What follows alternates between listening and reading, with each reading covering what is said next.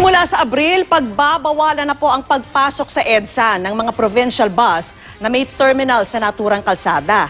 E paano kaya ang pagbababa sa mga pasahero? Nakatutok si Susan Enriquez. Tapos na ang kinumpuning southbound lane ng Concordia Bridge sa Quirino Avenue, Manila. Kaya sa darating na Sabado, 3 na ulit ang lanes nito. Pero hindi pa rin tuluyang luluwag ang trapiko doon. Sa Sabado rin kasi isasara ang 2 lane pa northbound naman. Kaya ang mga motorista pa northbound makikihati sa southbound lane. From 6 a.m. to 2 p.m., 2 yung pag-alon. Pamuntang north. Pamuntang Maynila, mas madami. Pagdating ng 2 p.m. to 10 p.m., 2 naman yung pag-alon.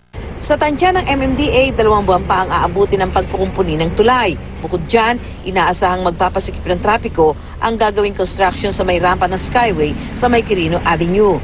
May Skyway eh. Di ba yung SLEX-NLEX connector?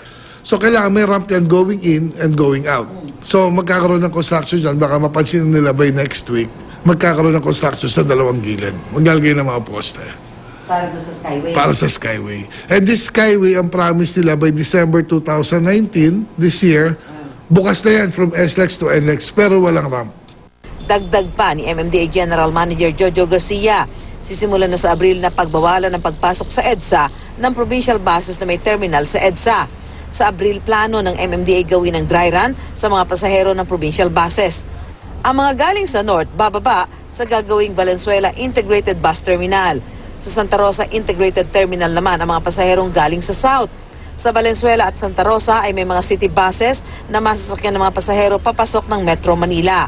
Kasunod niyan, unti-unting ipapasara na rin daw ang 46 na bus terminal sa EDSA. Babakura na rin daw ang kahabaan ng EDSA liban sa mga itatalagang loading at unloading bays. Pinag-aaralan pa rin ang planong road diet sa EDSA kung saan paliliitan ang lapad ng mga lane para makapagdagdag ng isa pang lane para sa mga motorsiklo. Susan Enriquez, Nakatutok, 24 Oras.